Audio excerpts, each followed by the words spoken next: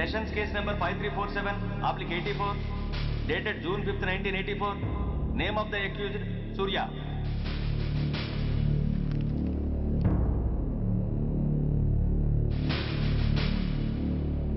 Proceed. Your Honor, ఈ నేరస్తుడిని కఠినంగా శిక్షించండి అని వాదించడానికి కూడా ఒక్క నిమిషం ఆగి అతని వయసును సమీక్షించుకోవాల్సినంత చిన్న వయసులో ఇతను 2 హత్యలు చేశాడంటే మన న్యాయ వ్యవస్థ మొత్తం ఒక్కసారి మళ్లీ ఆలోచించుకోవాల్సిన పరిస్థితి ఏర్పడింది. ఇతనికి జరిగింది అన్యాయమే, కానీ హత్యకు హత్య, హింసకు ప్రతిహింస సమాధానం కాకూడదు. ఇతను చేసిన తప్పుకు తప్పకుండా శిక్ష విధించాల్సిందే. కానీ వేసి ఆ శిక్షలా మాత్రం కాకుండా మొత్తం బాలలోకానికి, రేపటి తరానికి శిక్షణలా అనిపించాలి. It's my sincere request. That's all your honour. బాబు, నువ్వు చెప్పుకోవాల్సింది ఏమైనా ఉందా? ఆ హత్యకు సంబంధించిన అన్ని వివరాలు మాకు తెలిసిన ఎక్స్ మినిస్టర్ ఈ ఊళ్ళో పవర్ఫుల్ పర్సన్ అయిన చౌడప్పకి అగెనిస్ట్ గా సాక్ష్యం చెప్పడానికి ఎవరూ ముందుకు రాకపోయేసరికి కేసు క్లోజ్ చేయాల్సి వచ్చింది. మీలాంటి ధైర్యవంతులు ఊరికి ఒక్కరుంటే చాలు, మా డిపార్ట్మెంట్కి ఎంతో హెల్ప్ అవుతుంది. దేశం కోసం ప్రాణాలు ఇవ్వడానికి సిద్ధపడ్డ సైనికుడిని నేను. మేం కాపాడుతున్న దేశంలో ఇలాంటి కిరాతులు ఉండటానికి వీల్లేదు. ఇదిగోండి కంప్లైంట్, వెంటనే కేసు బుక్ చేయండి. మీరు ఎప్పుడు రమ్మంటే అప్పుడు నేను కోర్టుకు రావడానికి సిద్ధం. Thank you, I appreciate your spirit. Thank you. అవసరమైనప్పుడు కబురు పెడతాను, మీరు తప్పకుండా రావాలి. షూర్.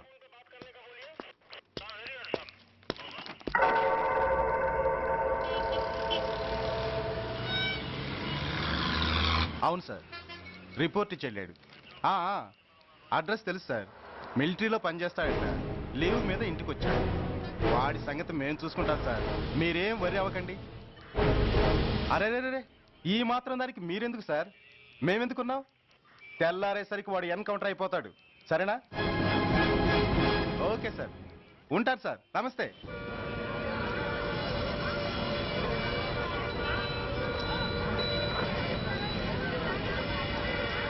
నాన్న, మనం ఈ ఊరోజులు ఎందుకు వెళ్ళిపోతున్నాం?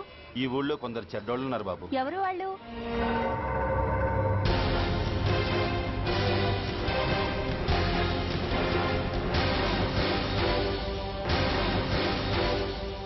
జై జవాన్.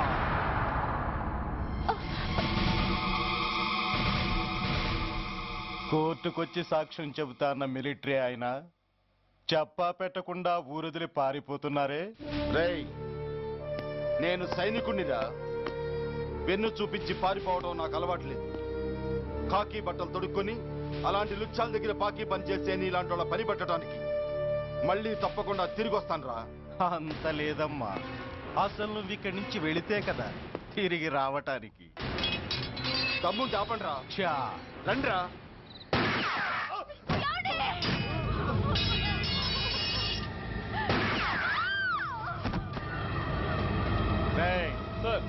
ఆ 2 శవాల్ని బస్సు వెనక టైర్ల కింద పడుకోబెట్టు.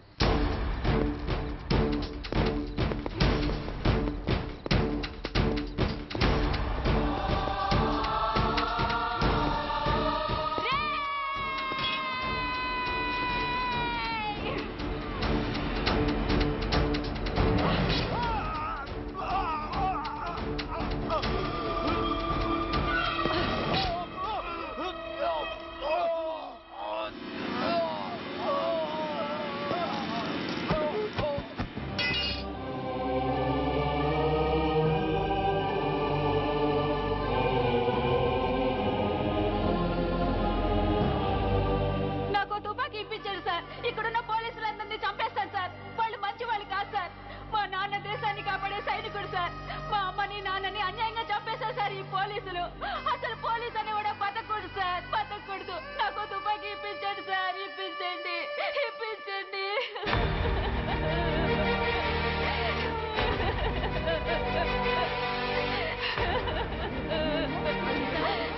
Order, order. The judgment is reserved. Court is adjourned. ఏ తలబట్టేసిందా? మీరా?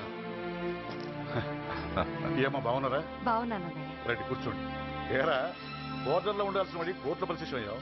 ఎంతసేపు అయింది వచ్చి? ఈ కేసు హియరింగ్ స్టార్ట్ అయ్యేసరికి వచ్చామన్నయ్య. ఇంతకీ ఆ అబ్బాయికి ఏం శిక్ష పడొచ్చు? ఏముందమ్మా, మైనర్ కాబట్టి కొన్నాళ్ళ పాటు రీఫార్మ్ స్కూల్ పంపించాల్సి ఉంటుంది. ఆ శిక్ష వేసేసి చేతులు దులిపేసుకుంటారు అంతేగా? నేరం చేసిన వాడికి శిక్ష వేయటం చేతులు దులుపుకోవడం ఎలా అవుతుందిరా? వాడు చేసింది తప్పు కాదని నీ అంతరాత్మకు తెలియదా? మన దృష్టిలో తప్పు కాకపోయినా చట్టం దృష్టిలో అది నేరం. దానికి శిక్ష వేయక తప్పదు. అసలు శిక్ష అనేది ఎందుకురా? మనిషిలో పరివర్తన తేవటానికి. మీరు వేసే శిక్ష వాడిని తప్పు తెలుసుకొనివ్వదు, తప్పుదారిలోకి మళ్ళిస్తుంది. ఏంటో నువ్వనేది? ఆ పసి మనసులో ఎంత ఆవేదన ఆవేశం ఉన్నాయో చూశావు కదా. శిక్షాకాలంలో అవి వాడితో పాటే పెరుగుతాయి తప్ప తరగవు.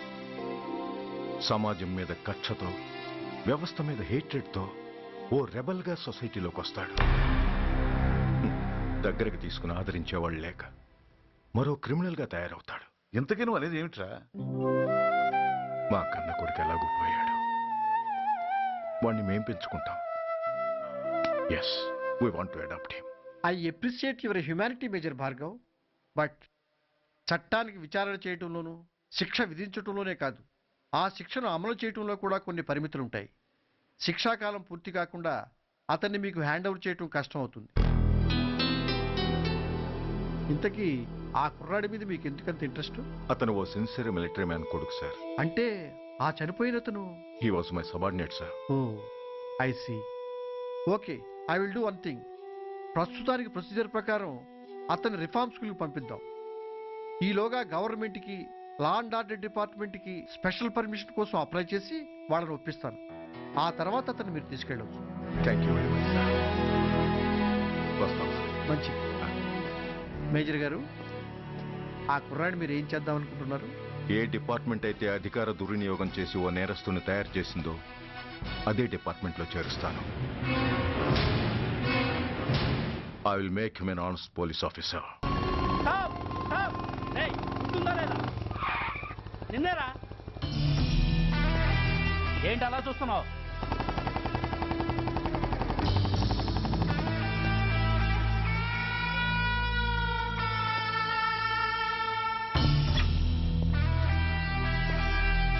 ఏంట్రా, ఏంటి మీదకి వస్తున్నావు? ఏమన్నావురా? సిగ్నల్ పడకుండా ఎందుకు వెళ్ళావు? నన్ను నువ్వు ఏమన్నావు? బుద్ధి ఉందా లేదా అన్నాను. ఓహో,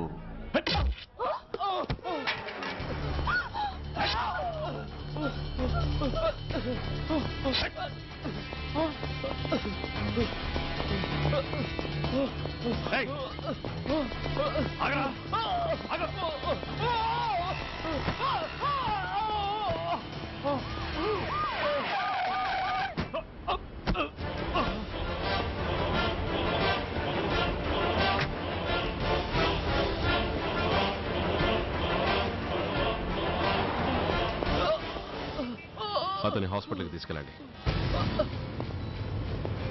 డ్రాప్ ది నైఫ్. కత్తి కింద పడై.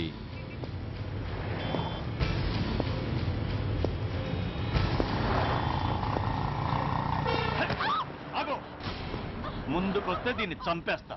చంపే. చంపితే ఏమవుతుంది? నిన్ను చంపడం నాకు ఇంకా తేలికవుతుంది. కమాన్, చంపే. ఆలోచిస్తావే కిల్లర్?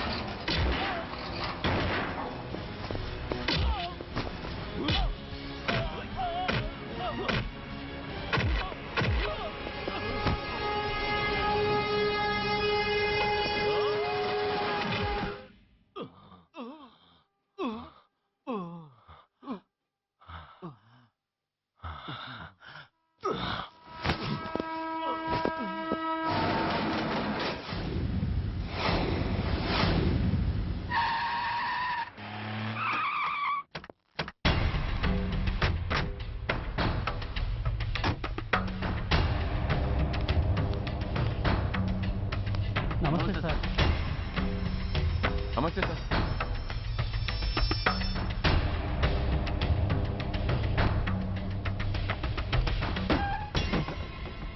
నేనెవరిని? మీరు అదే నేనెవరిని? మినిస్టర్ అప్పలనాయుడు గారు సార్. మరి వాడేవాడు? మీ అబ్బాయి గారు సార్. అంటే అది తెలిసే వాడిని లోపలేసావా? ఎఫ్ఐఆర్ ఎక్కడ్రా? ఆ?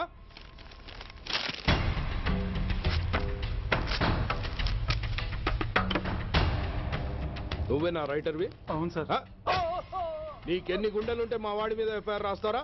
రే సెల్ తాళాలు ఎక్కడ్రా? ఇదిగోండి సార్. నీ అబ్బా నాకిస్తారా? ఇల్లు తెరువు. అసలు ఎవడరా నా కొడుకుని అరెస్ట్ చేసింది? ఏసీపీ సూర్య గారు అంటున్నానా? తూ నీ అబ్బా సిగ్గు లేదురా? ఆడంగి నాయల్లా తన్నులు తినొస్తారా? నా కడుపున చెడబుట్టావు కదరా. వెళ్ళు కార్లో కూర్చో. రేయ్ అసలే అడ్డదారులు అసెంబ్లీకి వెళ్ళినోడిని.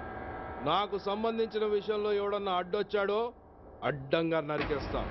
ఆ విషయం మీ ఏసీపీ గడికి చెప్పు.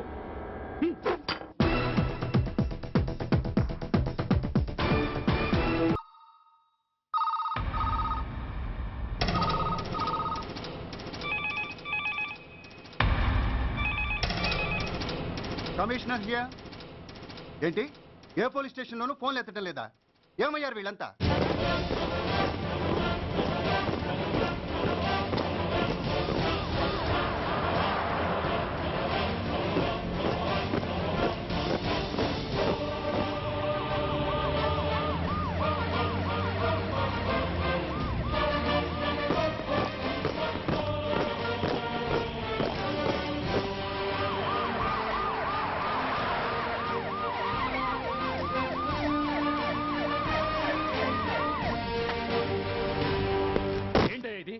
What is non sense? Uniform తీసేసి పోలీస్ స్టేషన్ మూసేసి బజారు పడతారా? మీరు పోలీసులు అనుకుంటున్నారా, గుండా అనుకుంటున్నారా? విలువలేని యూనిఫామ్స్ ఒంటి మీద ఉంటే ఊపిరాడడం లేదని తీసేసాం సార్. పందులు పందికుక్కులు స్టేషన్లోకి వచ్చేస్తుంటే వాటిని ఆపే శక్తి లేక తాళాలు వేసేసాం సార్. మిస్టర్ సూర్య, పోలీస్ వ్యవస్థ లాంటి ఎమర్జెన్సీ సర్వీసుల్లో ఇలా సమ్మెలు చేయడం నిషేధం. అదే ఎందుకని sir? Government doctors, nurses, postal department కూడా ఎమర్జెన్సీ సర్వీసులే. వాళ్ళు హక్కుల కోసం స్ట్రైక్ చేయడం లేదా? ఆఖరికి మాకు ఓ గుర్తింపు రిజర్వేషన్లు కావాలని కొజ్జాలు కూడా స్ట్రైక్ చేస్తున్నారు. వాళ్లకున్నపాటి విలువ గౌరవం కూడా మాకు లేవా sir? Mister Surya, you are crossing your limits. మీరు ఇలా చేయటం వల్ల కామన్ పీపుల్ ఎంత సఫర్ అవుతారో ఆలోచించారా? పోలీస్ అనేవాడు కూడా ఓ కామన్ మ్యాన్ అనేది మర్చిపోకండి సార్. ఇంతకీ మీకు ఏమన్యాయం జరిగిందయ్యా? సార్, ఒక ట్రాఫిక్ కానిస్టేబుల్ తన డ్యూటీని సక్రమంగా చేసినందుకు ఒక లుచ్చా విధవ కత్తితో పొడిచి చంపబోయాడు. వాడిని అరెస్ట్ చేస్తే వాడి బాబెవడో మినిస్టర్ అప్పలనాయుడు అంట.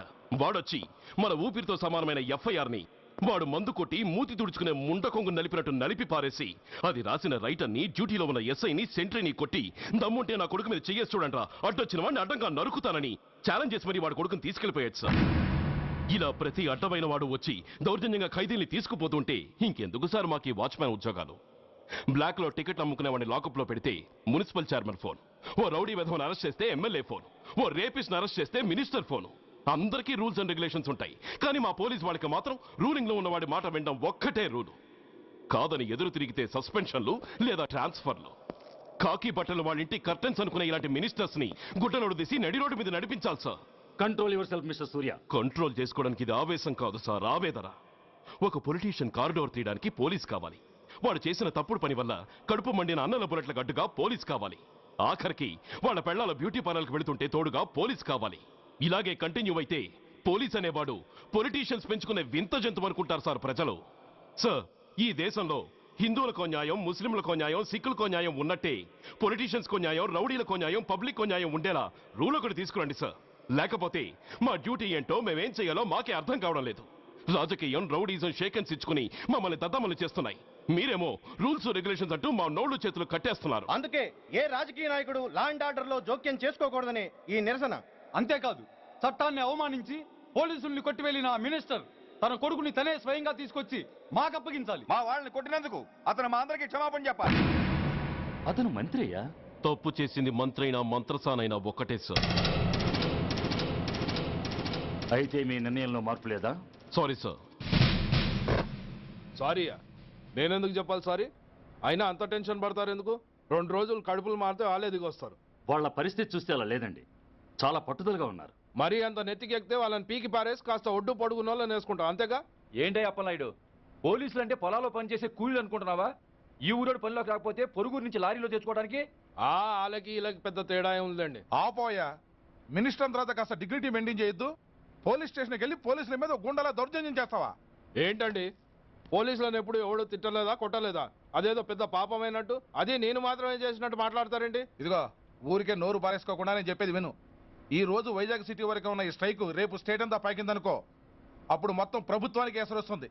ఆ పరిస్థితి కనుక వస్తే నిన్ను పార్టీ నుంచి ఈగ ముక్కను పీకినట్టు పీకి పారేస్తారు. అప్పుడుగా నేను ఎందుకు చెప్పాను నీకు అర్థం కాదు. అప్పలనాయుడు గారు, ప్రెసిడెంట్ గారు చెప్పింది కరెక్ట్. ఓటితో పోయేదాన్ని గొడ్డల దాకా తెచ్చుకోవడం దేనికి చెప్పండి? అయితే ఇప్పుడు నన్ను ఏం చేయమంటారు?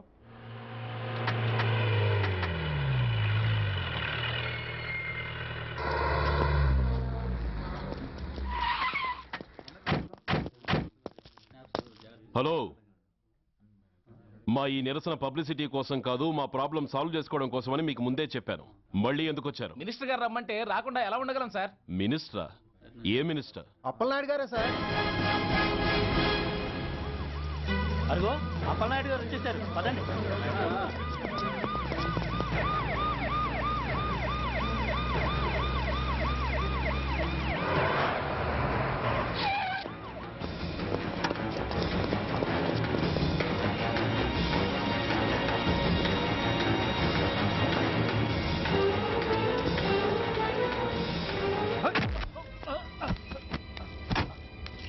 కొడక ఏమనుకుంటున్నారా?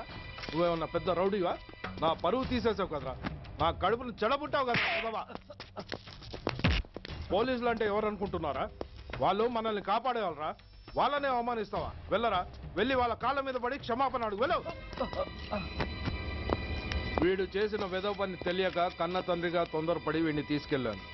నిజం తెలిసాక ఓ బాధ్యత గల మంత్రిగా జరిగిన దానికి సారీ చెప్పి వీడిని మీకు అప్పగిస్తున్నాను. నన్ను క్షమించండి. చాలా థ్యాంక్స్ అండి. ఇంకా మీరు కెమెరాలు ఆపండి. మినిస్టర్ గారు మిమ్మల్ని పిలిపించిన కార్యక్రమం అయిపోయింది, మీరంతా బయలుదేరచ్చు ప్లీజ్. పిలవగానే వచ్చినందుకు మీ అందరికీ చాలా థ్యాంక్స్.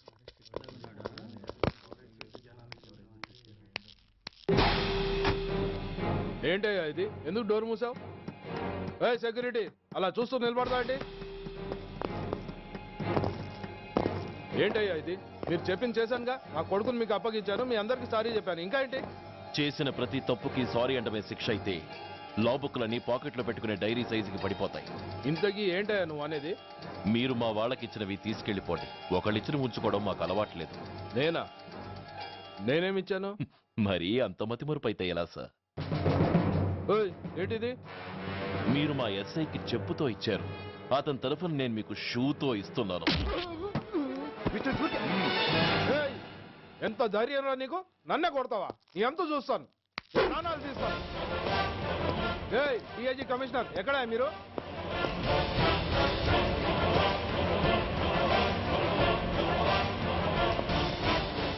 ఇది మా రైటర్కి ఇచ్చింది, ఇది మా సెంట్రీకి ఇచ్చింది. ఇక ఒకటే ఒకటి మిగిలి ఉంది. ఇంకోట ఏంటది? ఈ ఎఫ్ఐఆర్ ని నలిపినందుకు.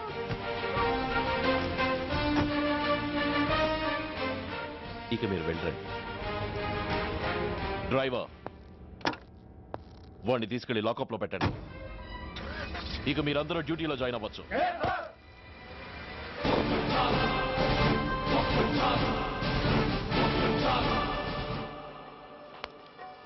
Hello, excuse me. స్మోక్ చేస్తూ డ్రైవింగ్ చేయటం అపాయకరం. Sorry sir. స్మోక్ చేస్తూ వాకింగ్ చేయటం సురక్షితం.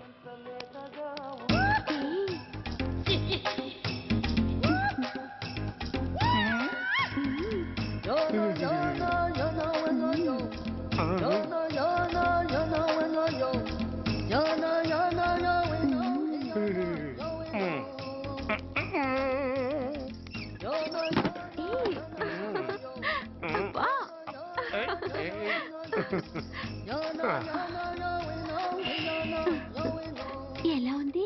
అబ్బో సూపర్. తాపేశ్వరం కాజా అదిరింది. మరి నాకు ఇచ్చేస్తే నేను వెళ్ళిపోతా. ఏంటి ఇచ్చేది? నా పంతనానికి పేమెంట్. ఏంటి అర్థం కాలేదా? ఆడాళ్ళలో నువ్వు ఎలాగో మగాళ్ళలో నేను అలా అనమాట. ఇచ్చో ఇచ్చో ఇచ్చో ఇచ్చో. దొంగ సచ్చినోడా, నాటకాలు ఆడుతున్నావా? మర్యాదగా నా డబ్బులు ఇచ్చే. ఓయ్ సీను మార్చద్దు. ఇప్పుడు నువ్వు నన్ను రమ్మన్నావా, నేను నిన్ను రమ్మన్నానా? నేనే రమ్మన్నాను. లోపలికి వచ్చి నేనేమన్నాను?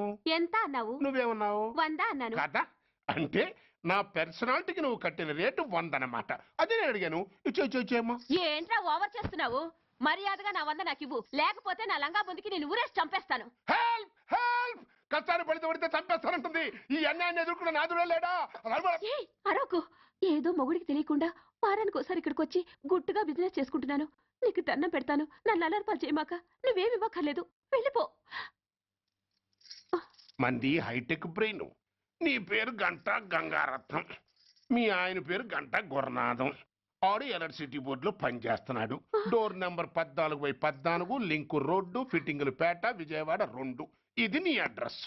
నేను మంచోని గనక కమిట్ అయిన 100తో అడ్జస్ట్ అయిపోతున్నాను. ఆలస్యమైందనుకో అది డబుల్ అయిపోద్ది. ఇచ్చే నోటు చేతిలో పెట్టు. థ్యాంక్స్. దున్నపోతులా ఉన్నావు, ఆడదాని ఉసురు పోసుకుంటున్నావు. ఎయిడ్స్ వచ్చి చస్తావు. Sorry, no chance. హెల్మెట్ లేకుండా నేను యుద్ధానికి వెళ్ళను. ఎత్ర నారీ వర్ధంతి తత్ర జీవనం సుఖాస్మనం. అంటే నాకేం తెలుసు? ఎప్పుడో విన్నాను, ఇప్పుడు అనాలనిపించింది అన్నాను. వస్తాను.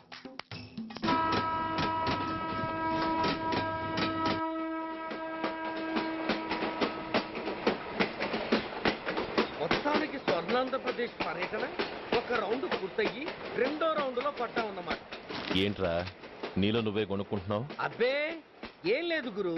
నువ్వు సర్వీస్లో చేరిన తర్వాత నీ అండర్లో నేను హైదరాబాద్ నుండి బందర్లో పడి తిరిగిన జిల్లా తిరగకుండా తిరిగి తిరిగి తిరిగి తిరిగి హైదరాబాద్ చేరుకుంటున్నాం కదా, దాని గురించి.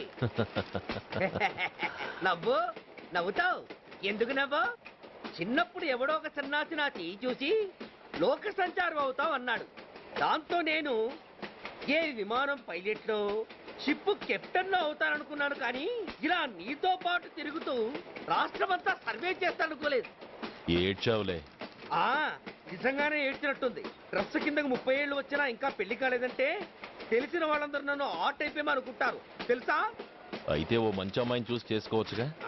చేసుకోవచ్చు, ఎందుకు చేసుకోకూడదు? కానీ అవకాశం ఏది? ఫస్ట్ బందర్ బస్ స్టాప్ లో అమ్మాయిని చూసి ముచ్చటపడి పేరు అడుగుదామనుకున్నా. అడిగే లోపల ఆదిలాబాద్ ట్రాన్స్ఫర్ చేశారు. అక్కడ ఇంకో సుందరి కనిపించింది. పేరు అడిగా. ఆ అమ్మాయి పెద విప్పే లోపల ప్రకాశం జిల్లా పంపించారు. ఒంగోలులో ఇంకో అమ్మాయి కనిపించింది. పేరు చెప్పింది. ట్రాఫిక్ లో వినబడలా అనే లోపు విజయవాడ తన్నారు. ఇలా నిలకడ లేకుండా నీతో పాటు తిరుగుతూ ఉంటే లవ్ ఎక్కడా, మ్యారేజ్ ఎక్కడా? నా బొంద. అంత ఇబ్బందిగా ఉంటే నాతో పాటు ఎడవడం ఎందుకు?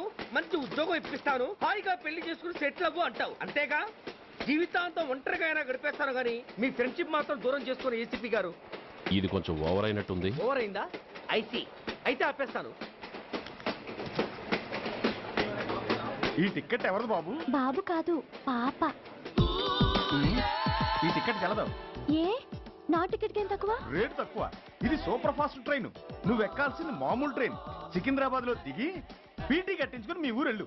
ఏ ఈ ట్రైన్ భువనగిరి వెళ్ళదా? వెళ్తుంది కానీ ఆగదు. ఆగదా? ఎందుకు ఆగదు? ముందు కరీంనగర్ లో ఆగింది, తర్వాత సికింద్రాబాద్ లో ఆగుతుంది. మధ్యలో ఉన్న భువనగిరిలో ఎందుకు ఆగదు? ఏంటి లాజిక్కా?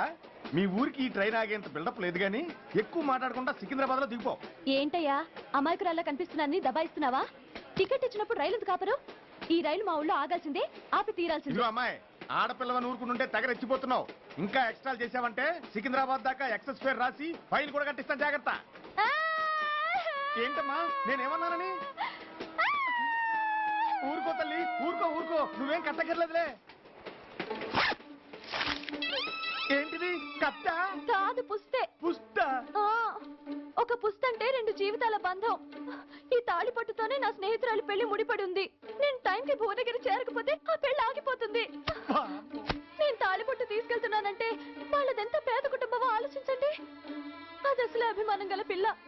అలాంటి దాన్ని పెళ్లి ఆగిపోతే ఆత్మహత్య చేసుకుంటుంది. ఆ పాప మీకు నాకు చుట్టుకుంటుంది. అందుకే చెప్తున్నాను, ఈ లాగి ట్రైన్ అన్న ఆపండి, లేదా ఈ చైన్ లాగి నా ప్రాణాలన్నా తీసేయండి.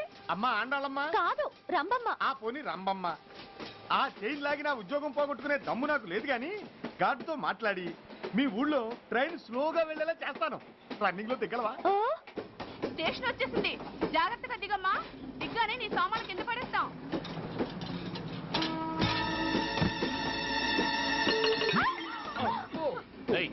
అసలు నీకు బుద్ధుందా? రన్నింగ్ లో ట్రైన్ ఎక్కుతున్నావు, పొరపాటున స్లిప్ అయితే? అబ్బో ఏంటి గురు, సహాయం చేస్తే సైరన్ లారుస్తుంది. నీకు అసలు బుద్ధుందా? ఇక్కడ బండి ఆగదని తెలిసి ఆ టీసీ గడి కాళ్ళు గడ్డలు పట్టుకొని బతిలాడి బండి స్లో చేసుకొని దిగితే నేను పడ్డ శ్రమంతా వృధా చేసి నన్ను మళ్ళీ లోపలికి లాగేసి రక్షించినట్టు పోజు కొట్టి పైన లెక్చర్లు ఇస్తావా? కథ అడ్డం తిరిగిందే. ఇదిగో ఈ తాళి పొట్టు నా స్నేహితురాలి పెళ్లి టైంకి అందించడానికి రన్నింగ్ ట్రైన్ నుంచి దిగాను. నన్ను మళ్ళీ ట్రైన్ లోకి లాగేశావు. చూడు, ఈ తాళి ముహూర్తానికి అందకపోయినా, అక్కడ కట్టిన తోరణాలు ఎండిపోయినా, వేసిన అప్పడాలు మెత్తపడిపోయినా, సికింద్రాబాద్ స్టేషన్ లో దిగిన వెంటనే మా బావ కబురు పెట్టి మీ సంగతి తేలుస్తాను, తిరగేసి కొట్టి తిరుపతి చూపిస్తాడు.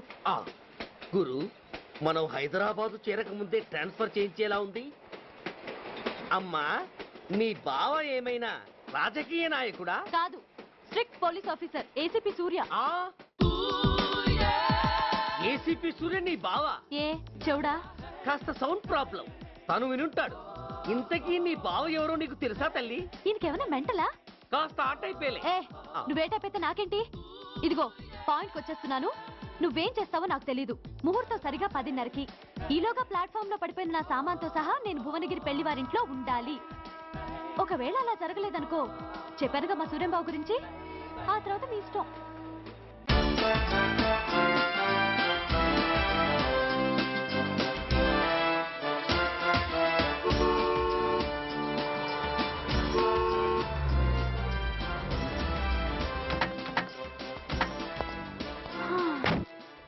జురాసిక్ పార్క్ లో చిన్న డైనోసార్ లాగా ఏంటా లుక్కు? వెళ్ళి డిక్కీలో సామాన్లు తీసుకురా.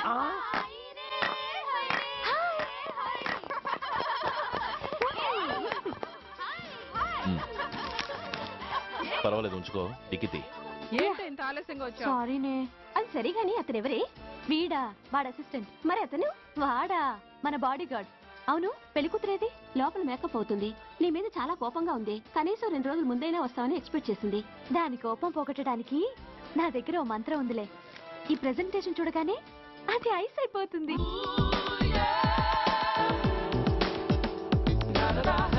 రండి, దాని దగ్గరికి వెళ్దాం.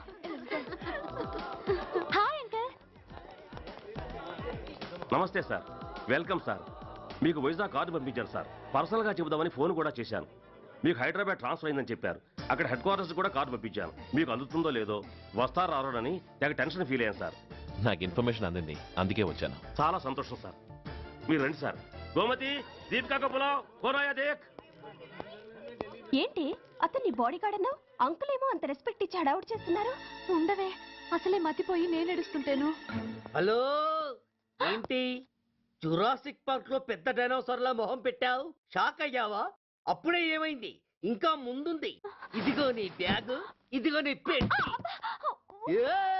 నీకెప్పుడూ చెప్తుండేవాడిని, మా పోలీసులో హీరో, మా డిపార్ట్మెంట్ కి గర్వకారణమని. అంటే ఏసీపీ సూర్య? అవునమ్మా. Nice meeting sir. I'm so thrilled sir. మా భార్య సార్. నమస్తే జీ. నమస్తే. మా అల్లుడు sir. Glad to meet you sir. వాళ్ళ father sir, ACP Suryan sir. Hello sir. ఏవే రమ్మా, ఇలా రావే. ఏ నిన్నే పిలుస్తుందే. నోరు ముయండి. Hello, calling. Go go.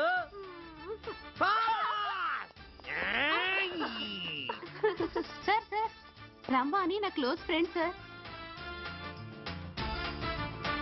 ACP Suryam గారే. బావకి మరదల్ని కొత్తగా పరిచయం చేస్తున్నారేంటి? మరదలా?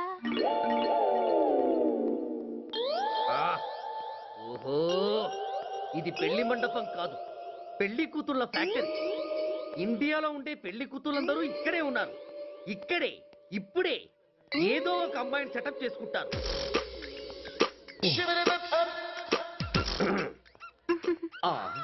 లేత క్యాబేజీ లాంటి కాలేజీ పిల్ల నన్ను చూసి నవ్విందంటే ఇక ప్రొసీడ్ అవ్వడమే. Hello, hi. ఎక్స్క్యూజ్ మీ, నన్ను చూసి మీరు నవ్వారంటే డెఫినెట్ గా నేను మీకు నచ్చుండాలి. ఏమై కరెక్ట్? ఆహా, ఇంకా ఎందుకు ఆలస్యం? పదండి పార్క్ వెళ్దాం. అమ్మో పార్కుకా? ఎందుకు? ఎందుకేమిటి, మనసు విప్పి మాట్లాడుకోవడానికి. అమ్మో వద్దండి, మాది అసలే సాంప్రదాయమైన కుటుంబం.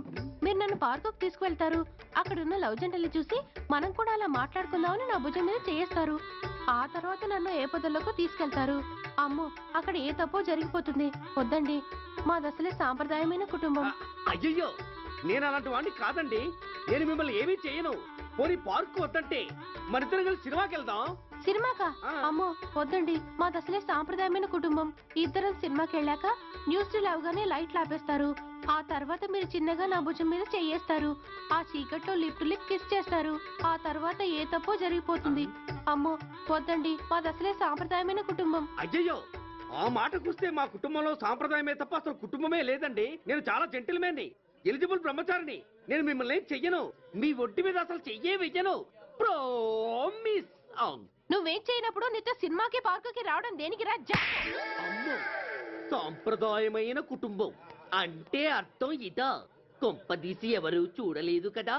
నేను చూశాను కదా.